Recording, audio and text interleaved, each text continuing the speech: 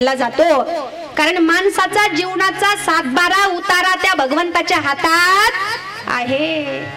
जशी शेती आपली आहे, विहीर आपली आहे, मोटर आपली आहे, शेतीचा बांध आपला आहे, शेतीवर मालकी हक्क आपला आहे, पण आपल्या शेतीचा 7-12 उतारा घ्यायचा असेल तर कुणाकडे जातो? तलाठीकडे। तसा आपल्या जीवनाचा 7-12 उतारा त्या भगवान परमात्म्याच्या हातात आहे।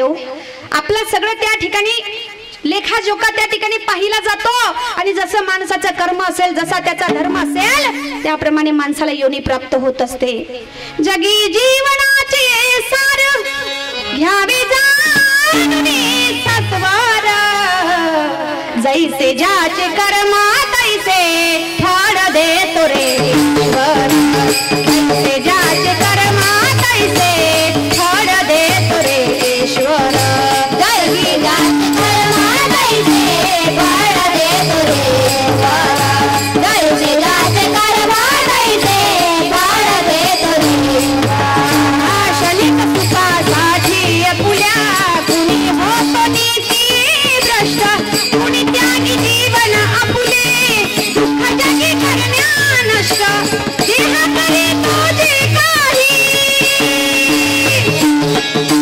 देह करे तो जे काही, आत्मभोगी तो नंतर, जैसे ज्याचे कर्म तैसे फळ देतो रे ईश्वर, जैसे ज्याचे कर्म तैसे फळ देतो रे ईश्वर, जैसे ज्याचे कर्म तैसे फळ देतो रे ईश्वर।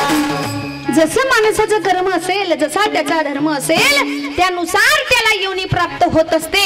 म्हणून माणसाला असं वाटतं मी चुकीचं कार्य करतोय, मी चुकीचं काम करतोय, कुणाला दिसत नाही, कुणाला कळत नाही, पण पिते दूध डोळे मिटुनी जात मांजराची, मनी चोरट्यांच्या कारे भीती चालण्याची, सरावल्या हातांनाही कंप का सुटावा, उघडदार देवा आता उघडदार देवा, देहातीची जोरी भक्तीचाच ठेवा, उघडदार देवा आता उघडदार देवा, उघडदार देवा आता उघडदार देवा।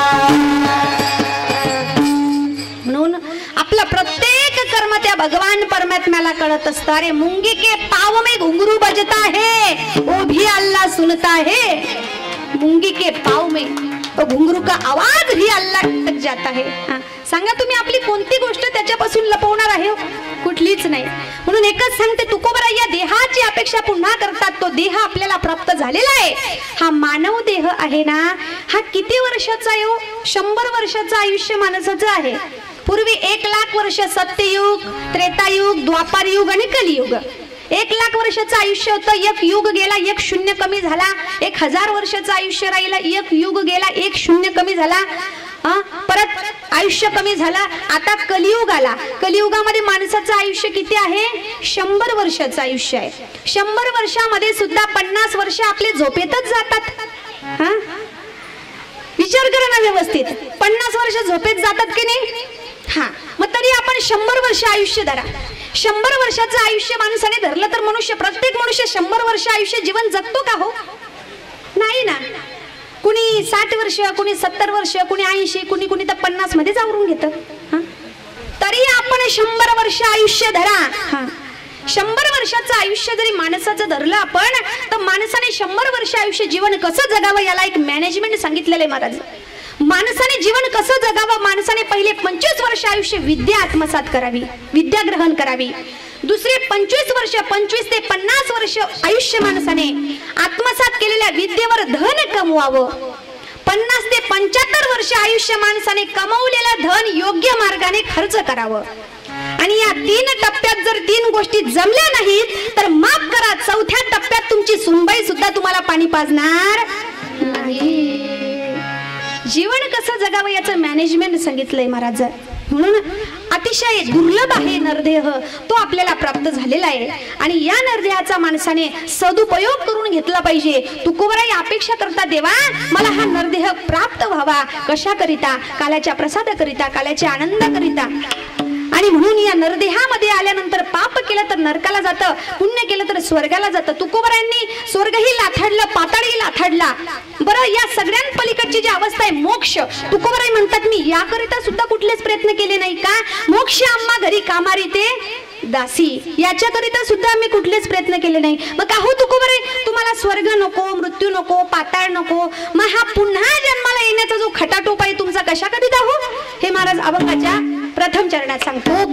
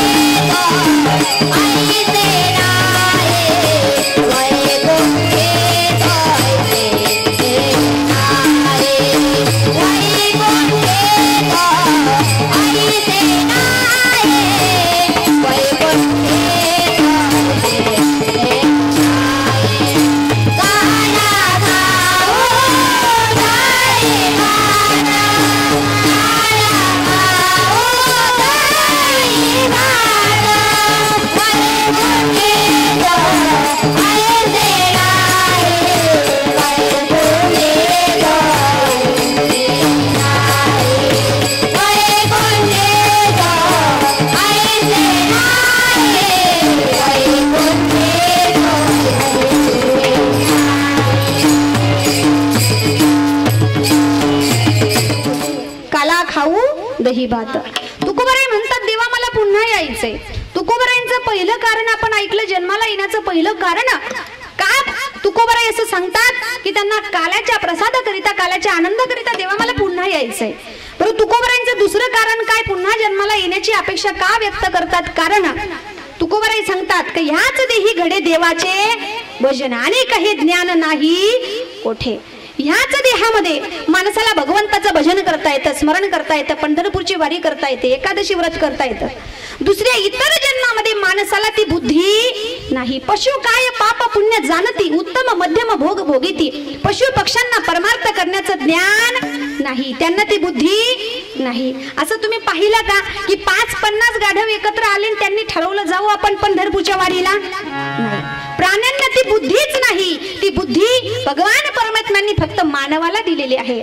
आणि म्हणून याकरिता तुकोबराई सांगतात देवा मला पुन्हा जन्माला यायचंय. विठाला विठाला विठाला.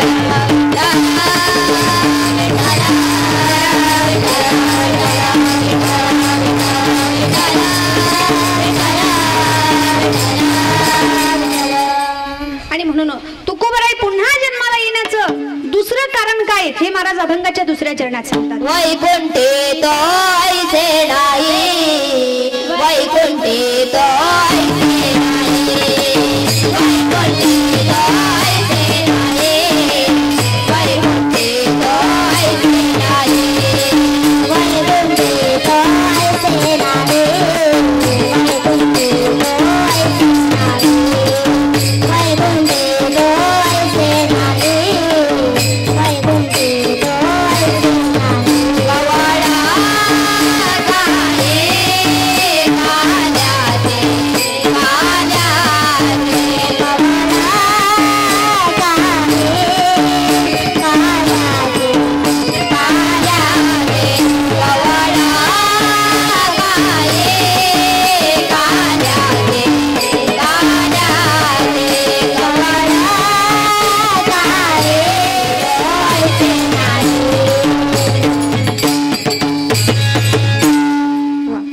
वैकुंठी तो ऐसे नाही कवड काही काल्याचे. वैकुंठामध्ये स्वर्गातील देवांना या भगवान परमात्म्याच्या नामाचा आनंद घेता येत नाही, काल्याच्या प्रसादाचा आनंद घेता येत नाही. म्हणून स्वर्गातील देव अपेक्षा करतात की स्वर्गीचे अमर इच्छिता ते देवा काय मृत्यू लोकी व्हावा जन्म आम्हा. स्वर्गातील देव अपेक्षा करतात. कारण का विठ्ठल विठ्ठल म्हणा वेळो वेळा हा सुख सोहळा स्वर्गी नाही. म्हणून स्वर्गातील देव अपेक्षा करतात की आम्हालाही हा जन्म मिळावा. म्हणून काल्याचा प्रसाद हा एकमेकांच्या मुखामध्ये भरवण्याचा आनंद जो आहे तो अद्भुत आहे, अलौकिक आहे. आणि या आनंद करता देव सुद्धा अपेक्षा करतात. बघा ब्रह्मदेवाचा एक पुत्र कश्यप, त्याच्या 2 पत्न्या दिती आणि आदिती. आता एकीचे पुत्र होते देव आणि एकीचे पुत्र होते दानव. मग आता जे दानव पुत्र होते त्यांनी ब्रह्मदेवांकडे म्हणजे आपल्या आजोबांकडे थोडीशी तक्रार केली. म्हटले आजोबा तुम्ही जे तुमचे दुसरे पक्षातील नातू आहेत ना देव त्यांच्यावर जास्त प्रेम करतात, म्हटले त्यांनाच जास्त जीव लावतात, आमच्याकडे तुमचं लक्षच नाही. म्हटले ब्रह्मदेव म्हणे तसं काही नाही, पण त्यांच्या आणि तुमच्या दोघांच्या विचारसरणीमध्ये फार फरक आहे. ते असा विचार करत नाही, तुम्ही करतायत. म्हणे नाही आजोबा हेच खरं आहे. मग ब्रह्मदेवांनी सांगितलं ठीक आहे, तुम्हाला जर असं वाटत असेल ना तुमची शंका तुमचा भ्रम मी दूर करतो, तुम्हाला असं का वाटतं ते. ब्रह्मदेवांनी दोघं पक्षातील नातवांना भोजनाचं आमंत्रण दिलं. आता जे दानव नातू होते ना त्यांना सांगितलं, म्हटले आता भोजन तयार आहे, जेवणाच्या पंक्ती बसायच्या आहेत, मग आधी कोण बसणार. पण हे जे दानव नातू होते ना म्हटले कोण बसणार म्हणजे काय, आधी आम्हीच बसणार. शेवटी ते दानव बुद्धी होती आणि म्हणून राक्षसी बुद्धी त्यांच्या पंक्ती आधी बसल्या. बसल्यानंतर ब्रह्मदेवांनी एक अट घातली होती, तुम्ही भोजन करण्यासाठी बसा, पण माझा एक नियम आहे, भोजन करत असताना तुम्ही तोंडामध्ये घास भरवत असताना तुम्ही कोपरमध्ये या ठिकाणी हात असा वाकवायचा नाही आणि त्या हात न वाकवता तुम्ही पोटभर जेवण करून दाखवायचं, म्हणजे मला असं वाटेल की तुम्ही माझ्या परीक्षेत उत्तीर्ण झालात.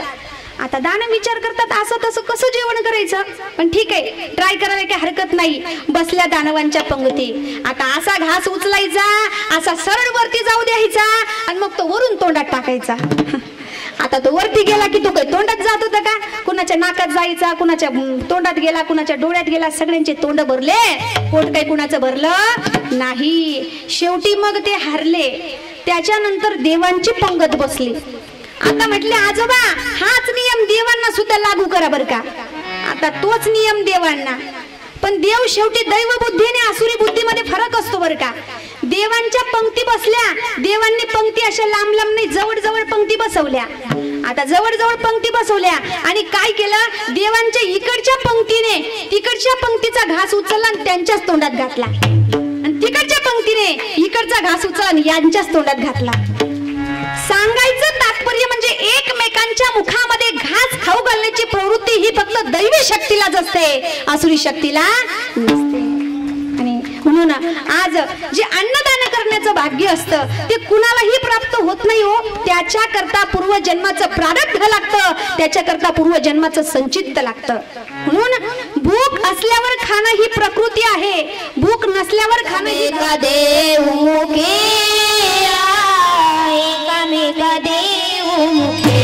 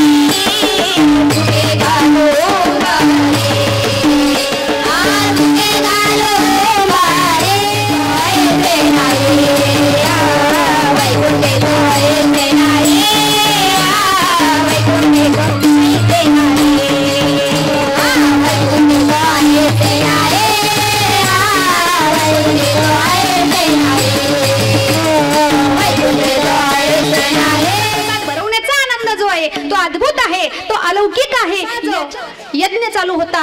कार्यक्रम सुंदर असा भव्य दिव्य कार्यक्रम सुरू होता आणि त्या ठिकाणी जेवणाचं आमंत्रण सुद्धा होतं. आता जे नियोजक होते, नियोजन करते होते, त्यांनी सांगितलं, सर्वांचं काम सांगितलं, तू पानं उचलायचं, पण त्याच्यामध्ये सांगितलं एकाने भात वाढायचा, एकाने वरण वाढायचं, एकाने भाजी वाढायची, एकाने बुंदी वाढायची, बर्फी वाढायची, गुलाबजाम वाढायचे. सगळ्यांना कामाची जबाबदारी सोपवली. आता सोपवल्यानंतर मग ज्याला लोक म्हणे, अरे वेळा झालास का? अरे म्हणे माझं काम आहे, ते मला सांगितलंय म्हटले हे काम. अरे हो, पण जेवण तर करू दे. भोजन झाल्यानंतर पानं उचलायचे का आधीच उचलायचे? म्हणजे वाच्यार्थाचा लक्षार्थ लक्षात घेतला पाहिजे. म्हणून एकमेका देवमुखी याचा आनंद अलौकिक आहे, अद्भुत आहे. तुकोबाराय म्हणतात, देवा तू का म्हणे वाढवंत बरवे नीट उत्तम, प्रपंचामध्ये राहून संसारी माणसाला योग याग तपे केले तयाने अमुपे. संसारामध्ये जाऊन जंगलात जाणं, तप करणं, तपश्चर्या करणं शक्य आहे का आपल्याला? नाही. म्हणून तुकोबारायांनी काय केलं? तुका म्हणे जपात मंत्र त्रिअक्षरी सोपा, राम कृष्ण हरीचा मंत्र जपा, तुमचं कल्याण झाल्याशिवाय राहणार. साधा आणि सरळ मंत्र तुकोबारायांनी आपल्याला दिला. म्हणून या ठिकाणी चारही चरणाचा भावार्थ आपण शॉर्टबट स्वीट मध्ये पाहिलेला आहे. आता थोडक्यात आपल्याला भगवान परमात्म्याचं चरित्र पाहणार आहोत. त्याच्या आधी सगळ्यांनी एकदा गोड हाताने टाळी वाजवून भगवंताचं भजन करायचंय. सगळ्यांनी वरती हात घ्यायचे आहेत वरती, आणि टाळी का वाजवायची, भजन का करायचं, याला एक कारण आहे महाराज. बगीचे की शोभा माली से, झगड़े की शोभा गाली से, ससुराल की शोभा साली से, और भजन की शोभा ताली से. करा सर्वांनी वरती हात, या सगळ्यांनी जोराने भजन करायचंय. मुबारक माये, मुबारक माये, मुबारक माये, मुबारक माये, मुबारक माये, मुबारक माये, मुबारक माये, मुबारक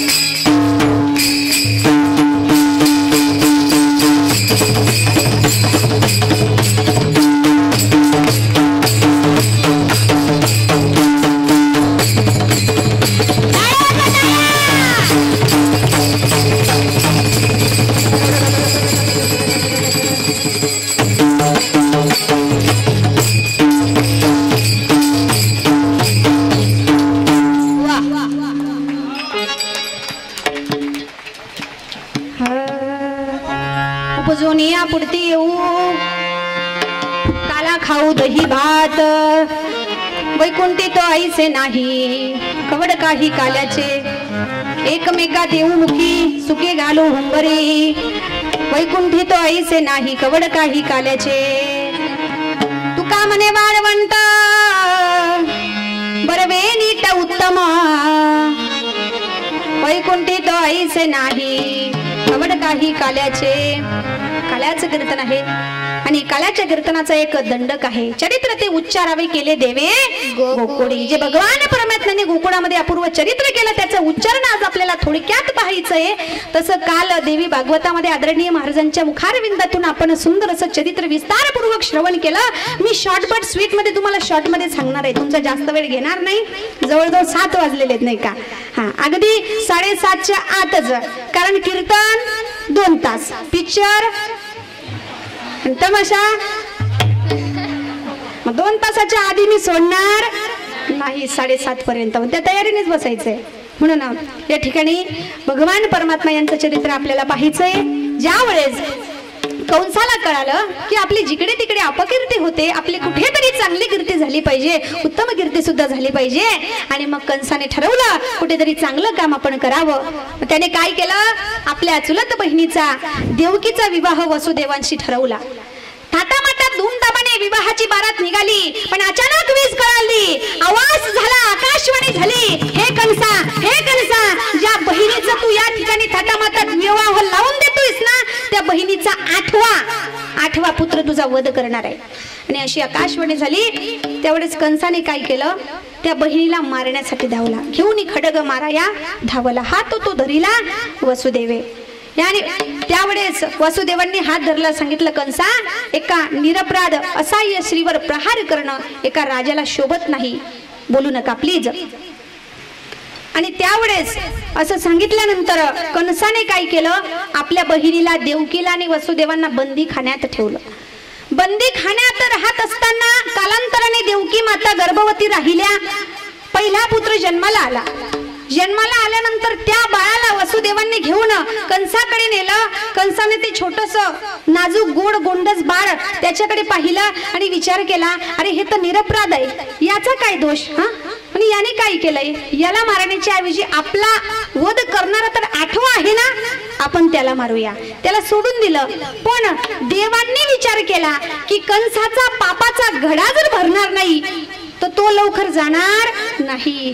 म्हणून देवांनी नारदांना सूचित केलं आणि नारदांना सांगितलं. मग नारद आले तिथं कळ लावायला. आपण म्हणतो ना कळीचा नारद, हा तसे नारद आले कळ लावायला.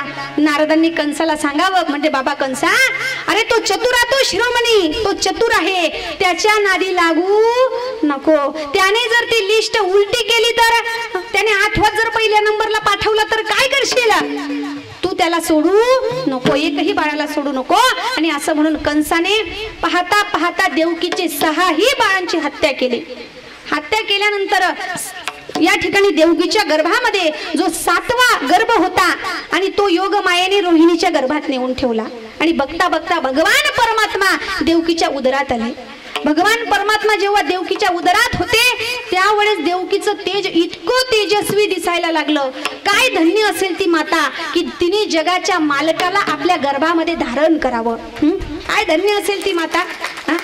लेकरू पोर जर सात्विक जन्माला आलं ना, धन्यता त्याच्या मात्या पित्याला दिली जाते. कुणी कन्या पुत्र होती जे सात्विकन तयाचा हरिक देवाला आनंद होतो, त्याच्या मात्या पित्याला धन्यता दिली जाते. काय धन्य होती ती माता जिने छत्रपती शिवाजी महाराजांसारखं रत्नाला जन्माला घातलं. काय धन्य होती ती माता ज्यांनी वीर पुरुषांना जन्माला घातलं. भगवान परमात्मा त्या मातेच्या गर्भात होते, तेज दिसू लागलं त्या मातेचं. आणि शेवटी श्रावण वद्य अष्टमीला रात्री 12 वाजता भर पावसात रात्री 12 वाजता भगवान परमात्म्याचं प्रागट्य झालं. बोला गोपाल कृष्ण भगवान की जय. भगवान परमात्मा जेव्हा प्रगटले तेव्हा 8 वर्षाची देवकी माता म्हणे, हे देवा, अरे तू 8 वर्षाचा आहेस बाबा, तुला पाहून कोणी म्हणेल का तू माझं बाळ आहेस असं? 8 वर्षाचा. देव म्हणे, माता घाबरू नकोस, मला तुम्ही वसुया नंद बाबांकडे न्या, गोकुळात न्या. हे सांगण्याकरता गोकुळामध्ये माया जन्माला आलेली आहे, तिला घेऊन या नंदाच्या घराला, मज नेई गोकुळाला. हे सांगण्याकरता म्हटले मी एवढं आहे. आता भगवान परमात्म्याने बाल स्वरूप धारण केलं आणि भगवान परमात्म्याने एका टोपलीत ठेवलं. आता एकाने प्रश्न केला, ताई भगवान परमात्माचा जन्म तर बंदी खाण्यात झाला होता, मग त्या बंदी खाण्यामध्ये टोपली कुठून आली होती म्हणे? काय प्रश्न करतील लोक, याचा काही अंदाज नाही. अरे जो येताना 8 वर्षाचा प्रगट होऊ शकतो तो येताना टोपली आणू शकत नाही का सोबत? काही प्रश्न करतात लोक. एक ग्रहस्थ म्हणे ताई देवाला जर 16,108 पत्न्या होत्या तर त्यांच्या पत्नींना खोबऱ्याचं तेल किती लागत असेल म्हणे. अरे म्हटलं बाबा तू घरची फॅक्टरी खोलेल ना, तू कशाला त्याचं टेन्शन घेतो. काय प्रश्न विचारतील लोक याचा काही अंदाज नाही. भगवान परमात्म्यांना टोपलीत ठेवावं. भगवान परमात्म्यांना वसुदेवजी घेऊन चालले. रस्त्यात यमुना माईंना दर्शन दिलं. भगवान परमात्म्यांना नंद बाबाच्या घरी यशोदा मैयेच्या जवळ ठेवलं. तिथून योग मायेला घेऊन रिटर्न आले आणि आल्यानंतर रात्र संपली, दिवस उगवला. योग मायेचा बाळाचा कन्येचा आठवा आला नाही, ती आली होती आणि म्हणून तिला कंसाकडे नेलं. गर गर गर गर गर फिरून खाली आपटणार. तेवढ्यात योगमाया प्रगटली आणि सांगते, हे कंसा, अरे तुला मारणारा गोकुळात वाढतोय, तुझं लागी वधी उपजला मज आधी. आणि त्यावेळेस इकडे भगवान परमात्म्यांचा कृष्णाचा रडाईचा आवाज यायला लागला. एका गौडणीने पाहिलं की यशोदा मैला बाळ झालंय, पुत्र झालाय, नंद बाबाला पुत्र झालाय. इतका आनंद एक दुसरीला सांगते, दुसरी तिसरीला सांगते, तिसरी चौथीला सांगते. गौडना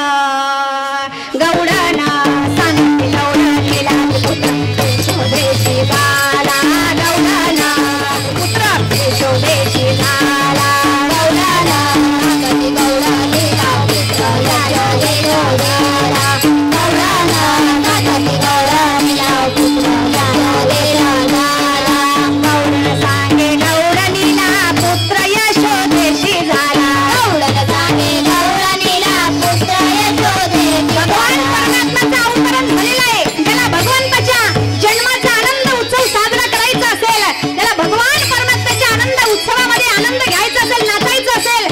शकतात. जो भगवान परमात्म्याच्या दरबारात नाचला नाही त्याला देव प्रपंचात नाचवल्याशिवाय राहत नाही. ठरवा नाचायचं कुठे. गौडाना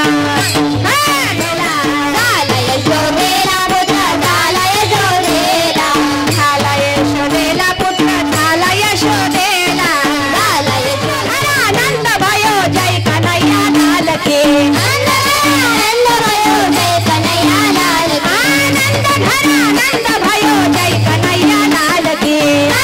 आनंद भयो जय कन्हैया लाल की. हाथी घोड़ा पालकी जय कन्हैया लाल की, हाथी घोड़ा पालकी जय कन्हैया लाल की, हाथी घोड़ा पालकी जय कन्हैया लाल की, हाथी घोड़ा पालकी जय कन्हैया लाल की. नंद घरा नंद भयो जय कन्हैया लाल की, नंद घरा नंद भयो आनंदी आनंद.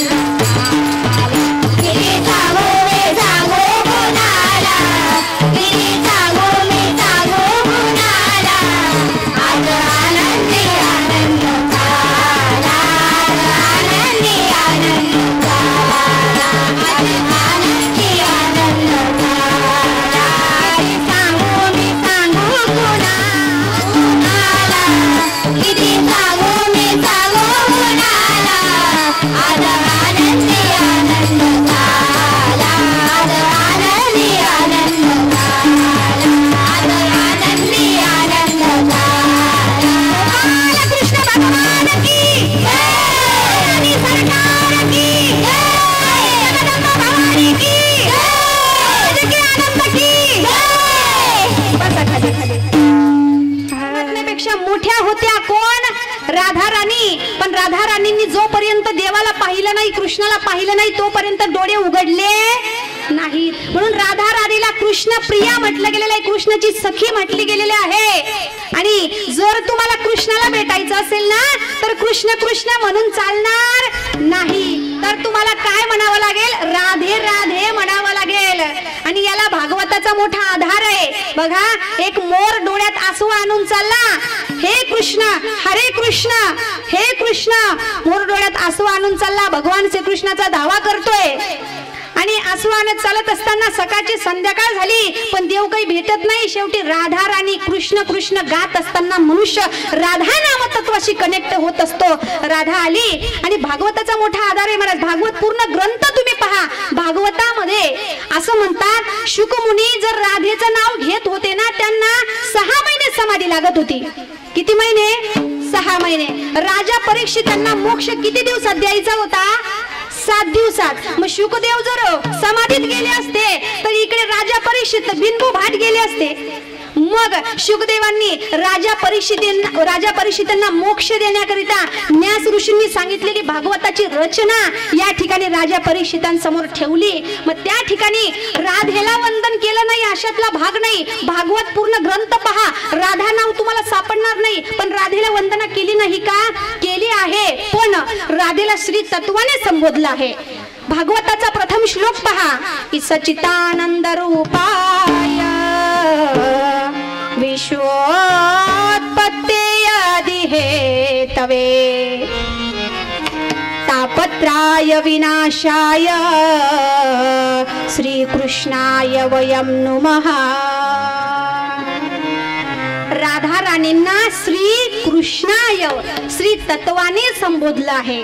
आणि म्हणून जर तुम्हाला कृष्णाला भेटायचं असेल ना तर तुम्हाला राधा राधा म्हणावं लागेल. मग तो मोर कृष्ण कृष्ण म्हणत होता, राधा राणी आली, मोर विचारतो, ए सखी, अगं सकाळची संध्याकाळ झाली ग, देव मला का भेटत नाही? राधा म्हणे, मोरा, तुला जर कृष्णाला भेटायचं असेल तर तुला कृष्ण कृष्ण म्हणून चालणार नाही, तुला राधा राधा म्हणावं लागेल.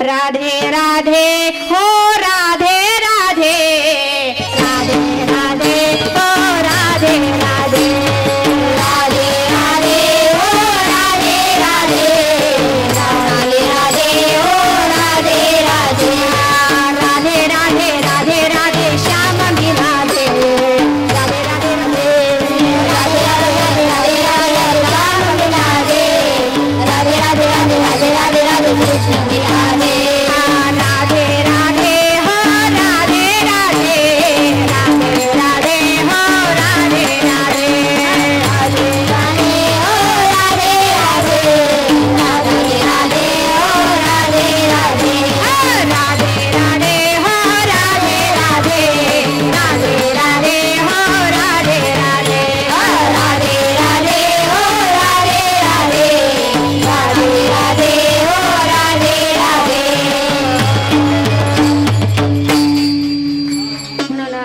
राधेचं नाम गात असताना भगवान परमात्म्याने विचार करावा, एवढ्या मोठ्या नगरामध्ये माझ्या राधेचं नाव घेणारा माझ्या वाचून कोण आहे दुसरा?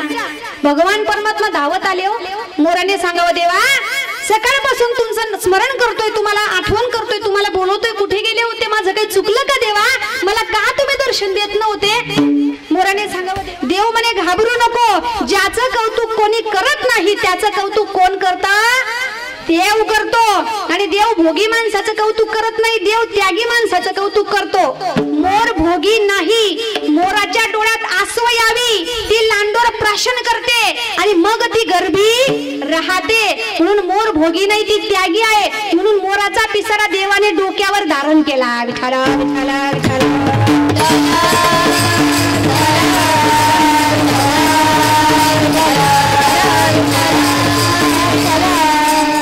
अशा प्रकारे भगवान परमात्मा या ठिकाणी अवताराला आले आणि भगवान परमात्माचं इतकं गोड गोंड स्वरूप पाहण्यासाठी गौडांनी सगळ्या या ठिकाणी त्यांना भगवान परमात्म्याचं दर्शन केव्हा करणार, केव्हा त्या भगवान परमात्म्याला पाहणार? भगवान परमात्म्याला पाहण्यासाठी गौडांनी नटून थटून मेकअप करून शृंगार करून देवाच्या दर्शनासाठी त्यांची रांग लागलेली आहे. आता आपण सुद्धा आपल्या नातेवाईकांमध्ये कुणाला मुलगा झाला, मुलगी झाली, नातेवाईकांमध्ये जातो ना पाहायला. 40 गावकर महिला मंडळी, हा जातो बर का. आपण जात असतो, काय करतो बरं, आपण ग्रॅम घेतो, 2 ग्रॅम घेऊ, 5 ग्रॅम घेऊ, जास्त जवळचे असले तर 10 ग्रॅम घेऊ आपण. पण ती गवळण, तिला देवाला पाहायचं होतं, देवाला तिने मूठभर सोनं घेतलं, मूठभर. गेली देवाला पाहायला, देवाला पाहायला गेली आणि पाहायला गेल्यानंतर अशी मोठी लाईन होती, तिचा नंबर लागला, मध्ये गेली, देवाला पाहिलं, ते मूठभर सोनं असं वाढवून टाकलं देवाच्या अंगावर ना. आणि त्या देवाला पाहिलं आणि पाहिल्यानंतर जेव्हा बाहेर आली, बाकीच्या गवळणी म्हटले, का गो बाई, तुझा नंबर लागला? अगं आम्ही केव्हाचे उभे आहेत, आमचा अजून नंबर लागत नाही. किती वाजता उठली बिटली होती म्हणे नंबर लावायला? ही म्हणे, अगं सकाळी 3 वाजेपासून जागी होती देवाच्या दर्शनाकरता. म्हटले, तेव्हा आता नंबर लागला. म्हणे, हो का? अगं मग पाहिलं देवाला? म्हणे, हो पाहिलं. कसा दिसतो ग नंदाचा कृष्ण? पाहिला पाहिला नंदाचा नंद, पाहिला पाहिला नंदाचा नंदन, पाहिला पाहिला नंदाचा नंदन,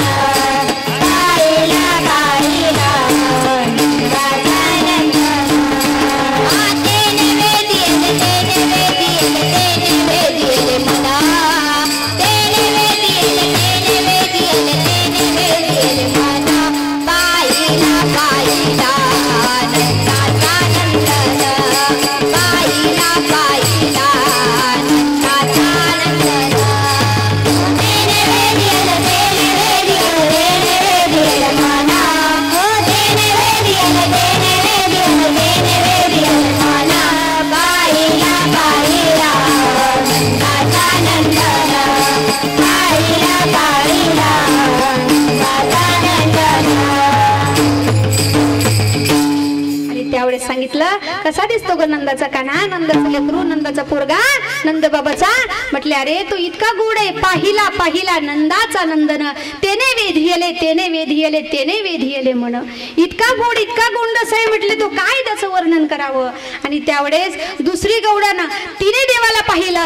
आता दुसरी गौडन आपले 40 गावकर होती बर का, आणि ती थोडीशी परिस्थितीला बिचारी गरीबच होती, पण देवाला पाहायचं. पैसे कमी जरी असले, 10ची नोट तिची अशी पूर्ण रोल केला होता, कमरेमध्ये गुंडाळला होता.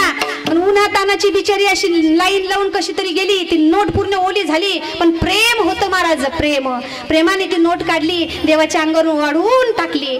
आणि त्यावेळेस देवाला पाहिलं, देवाचं दर्शन केलं, बाहेर आली. मग बाकीच्या गौडांनी तिला पुन्हा विचारतात म्हणे का ग तुला कसा दिसला नंद बाबाचा कृष्ण, कसा आहे ग तू दिसायला. दुसरी गौडन सांगू लागले म्हणे बाई त्याची आई पण गोरी आहे म्हटले, आणि बाप पण गोरा आहे, आणि तो असा सावळा कोणावर पडला म्हटले.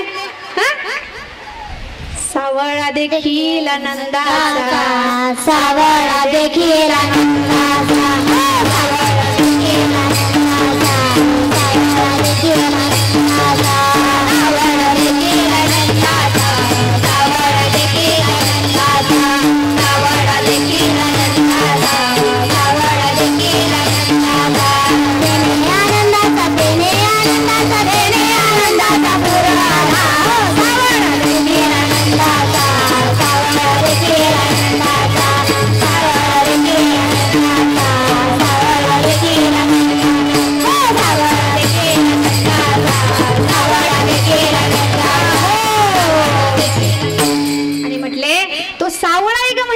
आई गोरी वडील गोरे, तो कोणावर पडला काही कळत नाही म्हटले, पण सावळा आहे का पण गोडेवर का मनमोहक आहे तो पाहायला.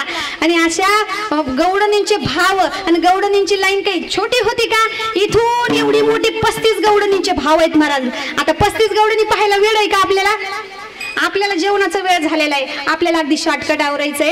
आणि मग त्यावेळेस सगळ्या गौडणीचे भाव भगवंताला पाहण्यासाठी ते आतुर.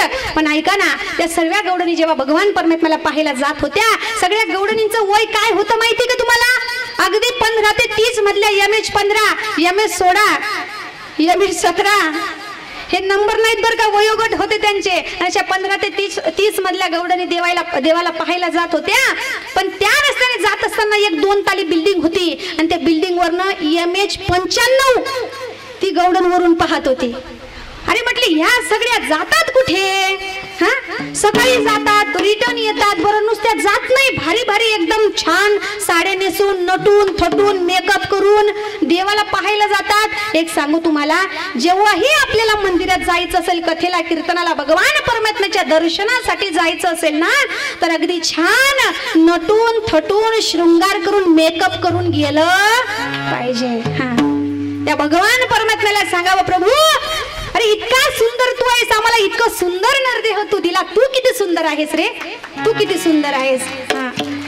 नाम तुम्हारा पालनहारी, कब तेरा दर्शन होगा, तेरी प्रतिमा इतनी सुंदर, तू कितना सुंदर होगा, तू कितना सुंदर होगा. फार सुंदर आहे प्रभू बर का. आणि त्याला पाहण्यासाठी नटून थटून जावं. आणि त्या गौडणी अतिशय छान 2 टाइम 3 टाइम मेकअप करून, नवीन नवीन साड्या घालून, तयारी करून आणि छान मस्त देवाला पाहण्यासाठी जात होत्या. आणि ती आजी 95 वर्षाची गौडण, तिला मोह झाला की मी देवाला पाहायला जाईल. तिने विचारलं म्हणे का ग कुठे जाता, आणि नंद बाबाला मुलगा झाला त्याला पाहायला. म्हणे हो काय नाव त्याचं, म्हणे कृष्ण, कान्हा, गोविंद, मुरारी, मधुसूदन, केशव, गरुडध्वज, करुणाकर, भक्त वत्सल, अनेक नाव आहेत त्याचे, हरी तारो नाम 6000, अनेक नाव आहेत त्याचे. म्हणे हो, म्हणे मलाही त्याला पाहायला जायचं. आता ही 95 वर्षाची गौडण, ही आजीबाई देवाला पाहायला जायचं म्हटल्यावर मग मेकअप करायचं ना. आता मेकअप करायचं म्हटल्यावर लग्नाचं मावसर काढलं. आता लग्नाचं मावसर काढलं बाई. आणि 95 वर्षाचं वय म्हणजे लखवा झाला होता, हात असे थर थर थर थर करत होते. तो मावसर घालत असताना ते सुलट घालायचं राहू दिलं, उलटच घातलं. पण भाव बघा, देवाला पाहायला जायचंय, उलट मावसर घातलं. आता घातलं तर घातलं, आता लिपस्टिक लावायची ती ओठांना लावायची तर ती डोळ्याला लावली. आता काजळ लावायचं ते डोळ्याला लावायचं तर होठाला लावलं. टिकली कपाळाला सोडली आणि गालालाच लावली. होठों पे काजल नैनों में लाली, होठों पे काजल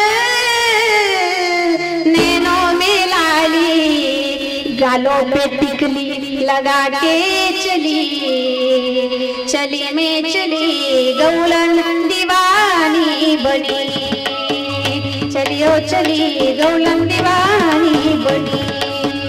भाव आहे महाराज, भगवान परमात्मा बद्दलचा भाव आहे. म्हणती गौडन, तिचं नाव काय होतं? मालू होतं बरं का, मालू. तिने तयारी केली आणि समोरून मालू गौडणीचा बाबा आला ना समोरून. अगं म्हणे मालू कुठे चालली? मालू म्हणे देवाला पाहिला. अगं पण तू आरशात पाहिलंस का? तुझा तो मेकअप सगळा उलट झालाय, त्याला व्यवस्थित कर, तुला बाकीच्या गौडणी हसतील ना. मग तेव्हा या मालू या गौडणीने आपल्या पतीला अगदी सुंदर उत्तर दिलं. महाराज काय उत्तर दिलं? लक्षपूर्वक ऐका.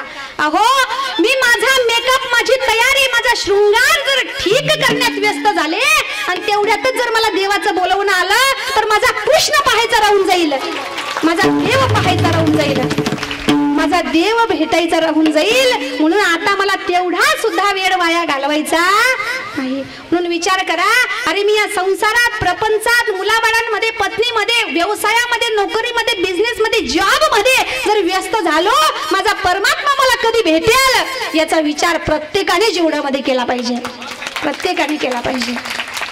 तेव्हा ती गौडण तशीच निघाली आणि भगवान परमात्म्याचं दर्शन करण्यासाठी. असा भगवान परमात्म्याचा भाव आहे. अशा अनेक लीला भगवंताच्या आहेत. भगवान परमात्मा रांगायला लागले, तडवे तळहात टेकीत, डाव्या गुडघ्याने रांगत. अनेक खोड्या भगवान परमात्मा करू लागले, अनेक गौडणी गाऱ्हाणे आणू लागल्या. आणि असं भगवान परमात्माचं चरित्र भरपूर आहे. पण मग 7:30 वाजले का राईट?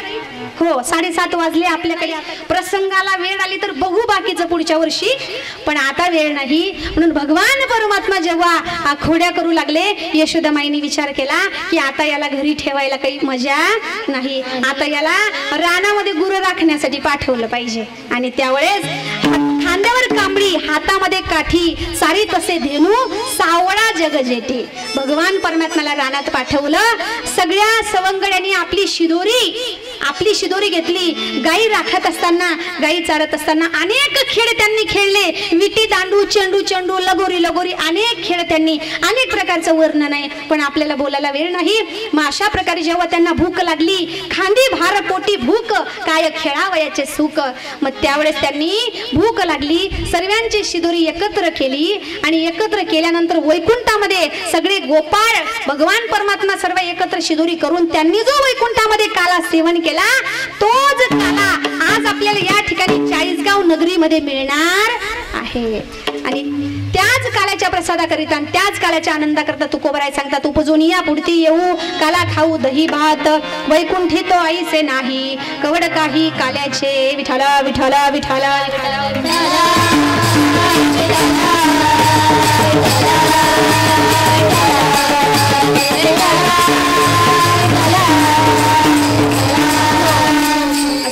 असा या काल्याच्या प्रसंगाचा गोड हे कीर्तन, आजचा हा आनंद आणि आजचं हे कीर्तन, हा उत्सव, हा ज्ञान यज्ञ ज्या निमित्ताने होतं ते म्हणजे स्वर्गवासी या ठिकाणी आमच्या कमल काकू लक्ष्मणांना शिरुडे यांच्या या ठिकाणी स्मृतिप्रित्यर्थ हा सुंदर असा सोहळा. आणि त्यातच म्हणजे आजचा दिवसाचा जो पर्व आहे तो म्हणजे आदरणीय आमचे अण्णाश्री आहेत. अण्णाश्रींचे पिताश्री ते म्हणजे स्वर्गवासी जगन्नाथ महादेव शिरुडे यांचं आजच्या दिवशी त्यांचंही पुण्यस्मरण आहे. आणि असा उत्तम हा योग, आणि या योगाने आजचा हा भव्य दिव्य सुरू असणारा हा कार्यक्रम, नवे अण्णांचं कार्य. अण्णांबद्दल मी तुम्हाला आधी सुद्धा सांगितलं की गोड कार्यक्रमाचं आयोजन रोज सर्व भाविकांना, श्रोत्यांना अन्नदान करत असतात नवे. त्यातच अजून एक 40गाव आपल्या खडकी परिसरामध्ये अण्णांनी कळंबेश्वर महादेव मंदिर शिव पंचायतन म्हणजे जिल्ह्यामध्ये पहिलं मंदिर आहे. हे जे मंदिर आहे ना कळंबेश्वर महादेवांचं शिव पंचायतनी जिल्ह्यामध्ये पहिलं मंदिर आहे आणि याची नोंद इतिहासामध्ये सुद्धा आहे. हे भव्य आणि दिव्य मंदिर अण्णांनी या ठिकाणी उभारलेलं आहे. एकदा जोरदार टाळ्या होऊ दे त्यांच्या गोष्टी. आणि या ठिकाणी त्यांच्याबद्दल मी आधी बोलले. असा भव्य दिव्य कार्यक्रम भगवान परमात्म्याने त्यांना सतबुद्धी दिली. अण्णांनी गोड कार्यक्रम करून घेतला. मी तर म्हणते पंढरीशी पांडुरंग परमात्म्याला एवढी प्रार्थना करेल की अण्णांच्या हातून असा सत्कर्म त्यांच्याकडनं नेहमी करून घेऊ. कारण पूर्वजन्मी ज्याची असेल पुण्याई आणि त्याच्याच मुखी येई हरीचं नाम. ज्याचं पूर्वजन्माचं प्रारब्ध असेल, पुण्याचा ठेवा असेल, त्याच्याकडनं भगवान परमात्मा हे सुंदर कार्य करून घेतात आणि त्यांनाच बुद्धी देतात की हे कार्य तुम्ही करून घ्या. असो गोड कार्यक्रमाचं नियोजन आहे. कार्यक्रमाला उपस्थित असणारे या ठिकाणी परिसरातील पंचक्रोशीतील भजनी मंडळ असतील, राजकीय क्षेत्रातील, शैक्षणिक क्षेत्रातील, आध्यात्मिक क्षेत्रातील, परमार्थिक क्षेत्रातील सर्वच मान्यवर, नवे हरिभक्तीपरायण अशोक आनंदराव पाटील हे सुद्धा शिरपूर हे सुद्धा कार्यक्रमासाठी यांची हिरापूर यांची सुद्धा कार्यक्रमासाठी उपस्थिती आहे. कार्यक्रमासाठी हरिभक्तीपरायण आदरणीय आमची विद्यार्थिनी मुक्ता हिचे वडील सुदर्शन महाराज हे सुद्धा या ठिकाणी वलठाणून कार्यक्रमासाठी आले. नवे त्यांच्यासोबत आमचे आदरणीय निलेश महाराज हे सुद्धा कार्यक्रमासाठी आले. कार्यक्रमासाठी अण्णांच्या कार्यक्रमासाठी किती सगळ्यांचा सहभाग आहे बघा. कवी कट्टातील सगळे सदस्य अण्णांच्या कार्याला अगदी अण्णांचा परिवारच वर्गतो.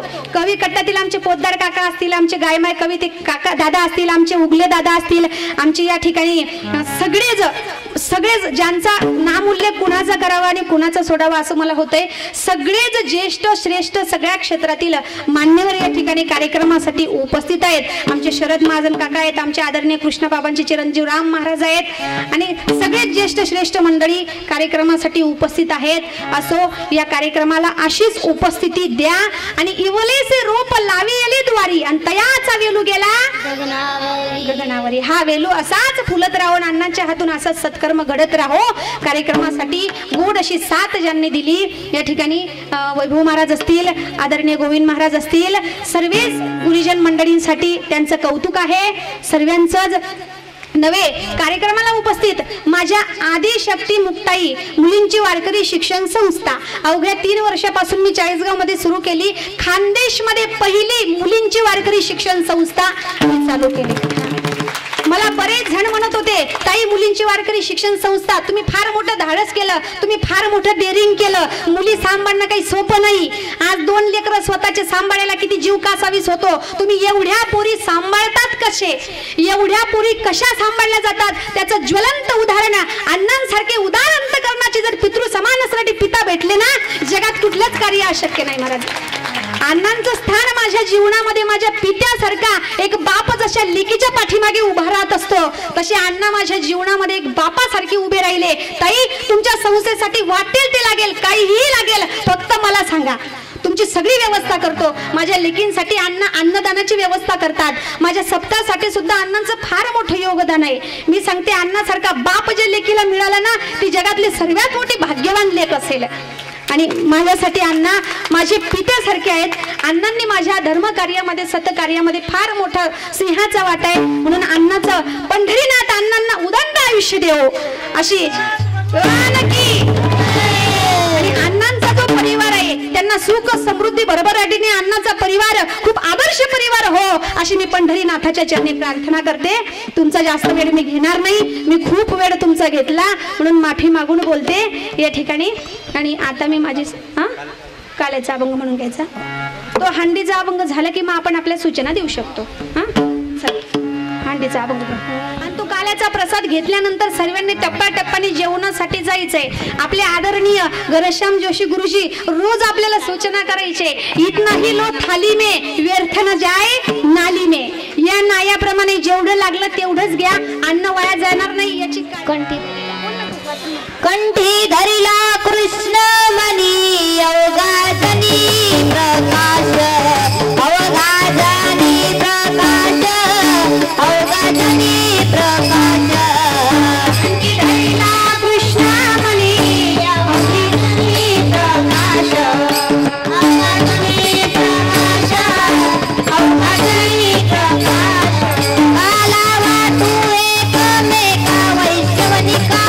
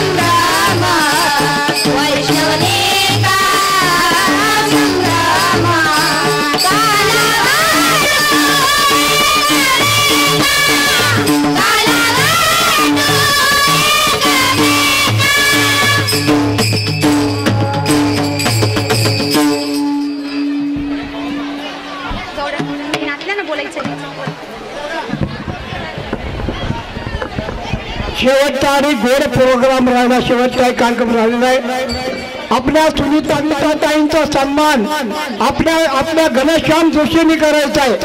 महाराज तुमच्या हातून सन्मान झाला पाहिजे सुनीताताईंचा. आणि त्यांच्याबरोबर त्यांचे मालक त्यांनी पण या ठिकाणी यायचे आहे.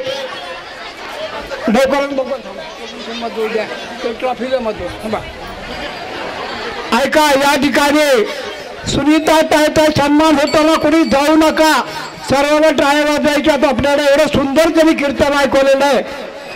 तर श्याम महाराज आले का? श्याम महाराजांनी त्यांच्या डोक्यावर हे आशीर्वाद द्यावा. श्याम महाराज त्यांना आशीर्वाद द्या. हा, नाही. आणि त्यांच्या मालकाचा सन्मान करण्याकरता मी आमचे गुरुजी सुनील गुरुजीला बोलवतो. या लवकर सुनील गुरुजी. पाटील सर लवकर या. आहेत का पाटील सर? पाटील सरने त्याला ट्रॉफी द्यायची. जाऊ द्या आता. चला अभय तू घेऊन जा. आपल्या सर्वांचा सत्कार करा ट्रॉफी देऊन. अभय देव. आणि यानंतर आपल्याकडे हे सुंदर वादक काम केलेलं आहे. सर नाही त्याला द्या.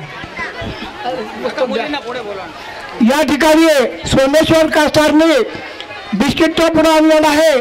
त्याचा स्वीकार नेहानी करावा. नेहा सगळ्यांना देऊन टाक. थांब एक मिनिट.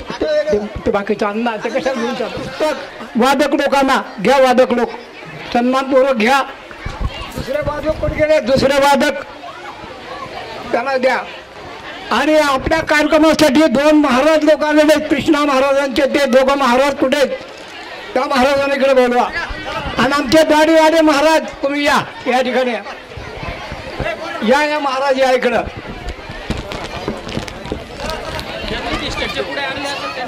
चॉकलेटचा पुडा ऋतुजाकडे देतो. ऋतुजा सगळ्याला चॉकलेट वाटून दे. महाराज इकडे 2 महाराज. हे 2 महाराज आलेले. कृष्ण महाराज या लवकर या. खाली ठेवा. आपली ठेवा. ज्यांना कोणी अन्नदान आमच्या या मुलीसाठी द्यायचं असेल ना तरी अवश्य पुढे या. ते चॉकलेटचा पुडा आणि बिस्किटचा पुडा मुलींनी तुम्ही खाऊन घ्या. महाराज लोकांना एक पुस्तक देऊन त्यांचा आपण सन्मान करूया. सुनीलजी तुमच्या आईची आठवण त्यांना द्या. ते 2 महाराज येत आहेत. त्यांच्यावर एक 3 महाराज आहेत एकूण. हा ते महाराज एक. हा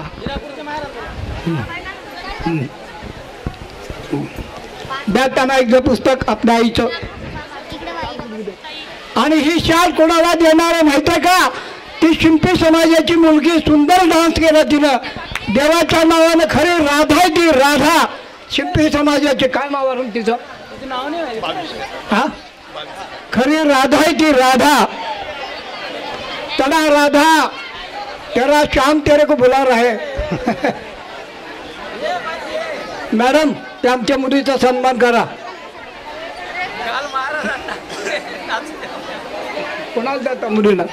चल लोकांवरी आली का राधा आली. मॅडम त्या राधेचा सन्मान करा. खरी नाचलीची मनापासून. इकडे लवकर. हा महाराज कोणत्या म्हणे. चला काय हट्ट आहे. सुंदरसा कार्यक्रम करण्याकरता आपल्याला 1 वर्ष वाट पाहावं लागते. पण 40 गावमध्ये असे लोक आहेत ते आता नक्की कार्यक्रम ठेवतील. आणि अशाच प्रकारचा कार्यक्रम 40 गावाला वारंवार होत राहील याची मी खात्री देतो. आणि कोणी केलं नाही तर मी एक सुंदर कार्यक्रम यावर्षी सादर करतो. सर्वांना आपण निमंत्रण देऊया. ज्ञानेश्वर माऊली ज्ञानराज माऊली तुकाराम. ज्ञानेश्वर माऊली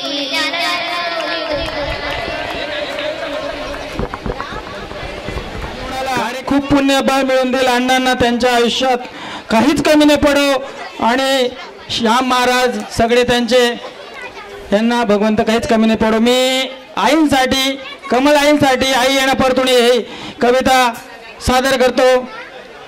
आई येणं परतून हे आई येणं परतून येणं परतून आई येना परतोनी गेली कुठे ग मजला सोड.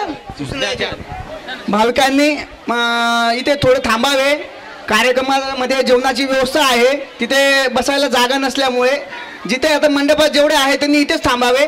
थोडी जागा खाली झाल्यानंतर मुलींनी इथे बाहेर बसा, खाली बसा मुलींनी.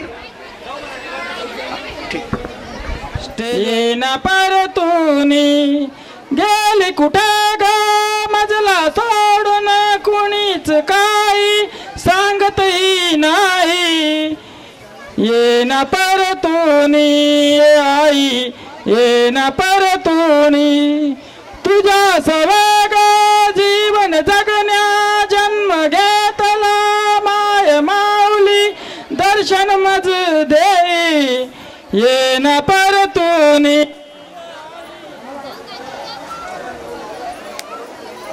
सुंदर मुख ग मजला दावी.